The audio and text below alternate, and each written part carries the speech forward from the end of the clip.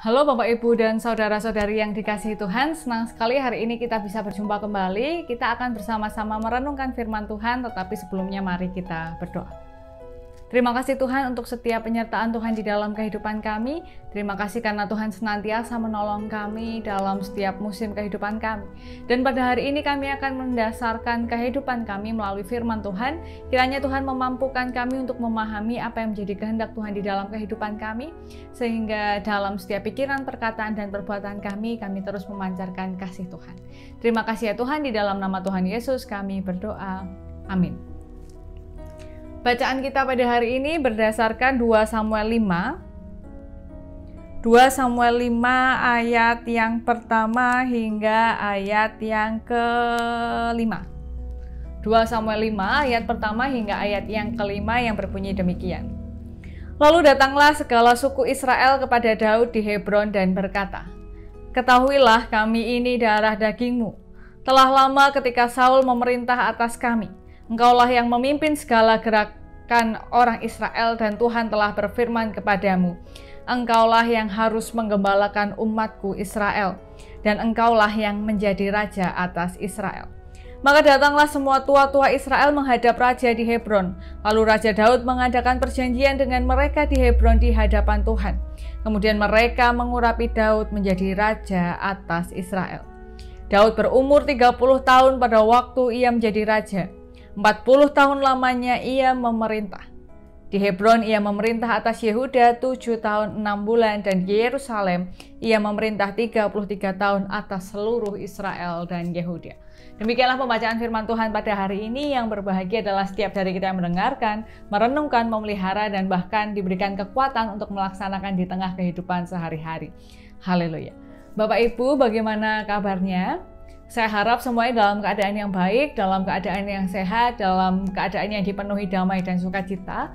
Walaupun saat ini kita sedang dalam kondisi PPKM, saya harap semuanya dapat menahan diri untuk menjaga satu sama lain, menjaga diri sendiri dari setiap bahaya yang diakibatkan oleh virus corona. Dan bagi Bapak Ibu yang mungkin masih bergumul dengan pekerjaan atau bahkan kesehatannya, mari bersama-sama terus menyandarkan hidup pada Tuhan. Kita saling menguatkan lewat doa-doa, lewat telepon-telepon, dan lewat sapaan-sapaan. Bapak Ibu dan saudara-saudari yang kasih Tuhan, ketika kita mendengar kata penguasa, apa yang ada di bayangan kita? Penguasa itu adalah orang yang berkuasa. Orang yang punya wewenang atas banyak hal. Dan pada zaman dulu ya yang berkuasa tentu adalah pemimpin-pemimpin. Ya, jadi memang tidak semua pemimpin adalah penguasa, tapi penguasa itu biasanya adalah seorang pemimpin. Karena dia punya kuasa, dia punya kekuatan, dan seringkali dia menjadi pemimpin. Ada yang pemimpin di depan layar, ada yang pemimpin di belakang layar yang mengontrol. Jadi memang ya, kekuasaan identik dengan kepemimpinan. Nah, tapi harusnya bagaimana pemimpin atau penguasa itu menjalankan tanggung jawabnya di hadapan Tuhan. Nah, pada hari ini kita bersama-sama telah membaca bagaimana Daud ditunjuk, diurapi menjadi seorang raja. Dan Daud ini diurapi menjadi seorang raja di usia yang belum tua amat gitu, baru 30 tahun. Jadi memang masih sangat muda dia menjadi seorang raja gitu kan ya. Sekarang aja kalau mau jadi pemimpin gitu kalau masih muda kan heran sekali karena masih muda dan lain-lain. Dan ya ini raja loh, rajanya muda gitu. Walaupun sebenarnya di Alkitab juga ada raja-raja yang lebih muda dibandingkan Daud. Nah, yang unik dari pengurapan ini adalah ketika Daud menerima perkataan dari Tuhan. Tuhan tadi berkata kepada Daud, Tuhan tadi berkata kepada Daud, "Gembalakanlah domba-dombaku." Nah, ini menjadi sebuah pengingat bagi kita bagaimana Tuhan juga mengutus Simon Petrus, "Gembalakanlah domba-dombaku." Di ayat yang kedua tadi. Telah lama ketika Saul memerintah atas kami, engkaulah yang memimpin atas segala gerakan orang Israel.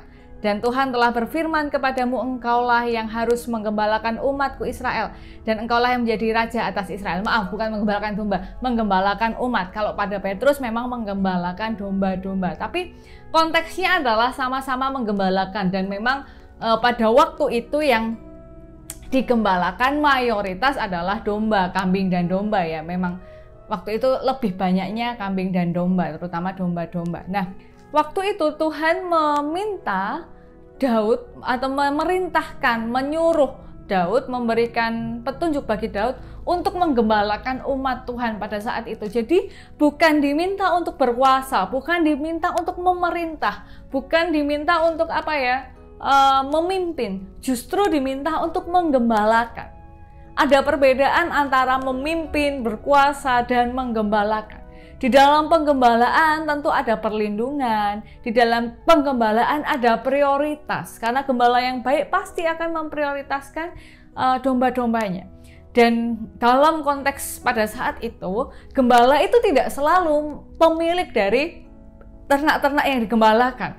Seringkali gembala hanya orang-orang yang disuruh, dibayar untuk menggembalakan. Nah, ini menjadi sebuah simbol bahwa Tuhan menegaskan umat pada saat itu, umat Israel pada saat itu, yang konteksnya berbeda dengan sekarang. Umat Israel pada saat itu adalah umat kepunyaan Tuhan, bukan umat kepunyaan Daud. Sekalipun Daud diurapi menjadi seorang raja, sekalipun Daud diberi wewenang untuk menjadi seorang raja dan menerima keuntungan besar atas jabatannya. Namanya juga raja, tentu beda dengan presiden, perdana menteri, dan lain-lain. Ini adalah raja, the one and only king gitu kan. Jadi kan ya beda gitu kan.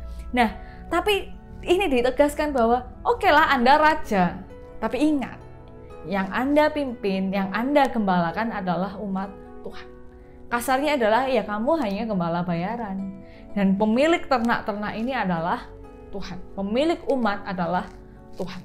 Nah, ini menjadi sebuah pengingat bagi kita, bagi setiap orang, bahkan mungkin bagi penguasa pada saat ini, bahwa seringkali yang diberikan kepada kita adalah jabatan dan tanggung jawabnya. Yang diberikan kepada kita adalah wewenang, haknya, gitu kan. Tapi yang tidak diberikan kepada kita adalah orang-orang yang kita pimpin. Mereka bukan milik kita. Jadi Bapak Ibu yang memimpin dalam bentuk apapun, jadi entah dalam keluarga, dalam gereja, dalam masyarakat, dalam pekerjaan-pekerjaan yang Bapak Ibu miliki, baik sebagai pengusaha, bekerja di pemerintahan, bekerja di swasta, dengan jabatan apapun, selama Bapak Ibu memimpin, bahkan memimpin satu orang saja, yang Anda pimpin itu bukan milik Anda. Yang kita pimpin itu bukan milik kita. Yang kita miliki, yang kita terima adalah jabatannya, kuasanya, wewenangnya, bahkan hak-hak yang ada di belakangnya, mulai dari gaji, mulai dari fasilitas, dan lain-lain. Tapi orang yang kita pimpin, orang yang dalam tanda kutip harusnya kita gembalakan, bukan milik kita. Mereka adalah milik Tuhan, yang Tuhan berikan, bukan Tuhan berikan ya, yang Tuhan titipkan untuk bersama-sama kita gembalakan melalui setiap posisi kita. Bapak, Ibu, dan saudara-saudara yang dikasihi Tuhan, pada saat ini bersama-sama mari kita menyadari posisi kita di hadapan Tuhan. Daud pada saat itu ditugaskan sebagai gembala atas umatnya. Simon Petrus beratus-ratus tahun kemudian juga diutus untuk menggembalakan domba-domba. Dia tidak diutus untuk menjadi pemilik atas domba-domba. Walaupun Raja Daud punya banyak hal, bahkan memiliki tanah dan lain-lain.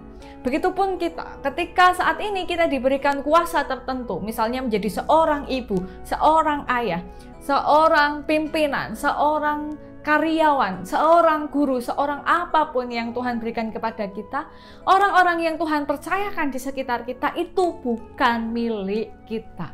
Mereka adalah miliknya Tuhan. Bagian kita adalah melakukan sesuai dengan porsi jabatan yang Tuhan berikan tanpa menguasai orang tersebut. Karena setiap individu ini punya Tuhan. Jadi anak, cucu, karyawan, murid, siapapun itu bukan milik kita itu miliknya Tuhan.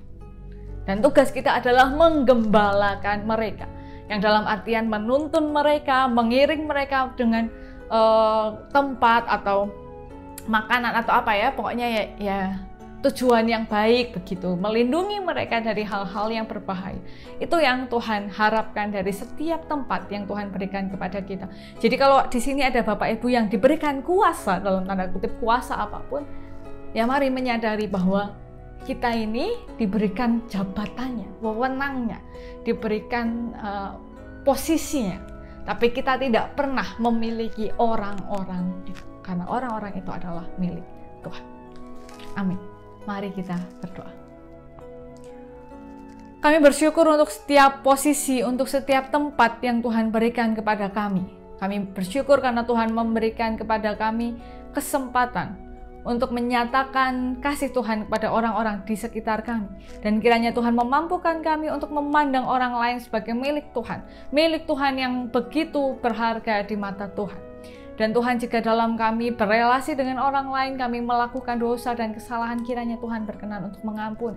Dan di tengah segala pandemi ini, di tengah segala kesesakan ini, di tengah segala ketakutan dan kegelisahan ini, kiranya Tuhan berkenan memulihkan bangsa kami, bumi kami dari pandemi COVID-19. Kiranya Tuhan memberikan jalan keluar dan kesehatan bagi orang-orang yang menjadi korban atas pandemi ini. Bahkan keluarga yang terus merawat, keluarga yang terus mendampingi, Tuhan berikan kesehatan. Dan hari-hari ini ketika ada PPKM, kiranya Tuhan juga melindungi orang-orang, Tuhan menguatkan orang-orang, sehingga tidak ada orang-orang yang harus mengalami penderitaan dengan lebih lagi, dengan kehilangan pekerjaannya, dengan kehilangan mata pencahariannya. Tapi sekalipun mereka harus mengalami itu, kami percaya bahwa Tuhan pasti akan memberikan jalan, Tuhan akan memberikan solusi, bahkan Tuhan akan memberikan segala sesuatu yang lebih baik lagi. Terima kasih ya Tuhan, di dalam nama Tuhan Yesus kami berdoa. Amin. Ya Bapak Ibu, demikian yang dapat saya sampaikan, kiranya dapat menjadi hal yang baik bagi kita semua. Sampai berjumpa di pertemuan berikutnya. Tetap sehat, tetap jaga protokol kesehatan. Mari kita saling menguatkan, mari kita saling melindungi dan saling menjaga. Mari menjaga hati supaya tetap tenang, supaya tetap damai. Sampai jumpa di pertemuan yang berikutnya. Tuhan Yesus memberkati. Sampai jumpa.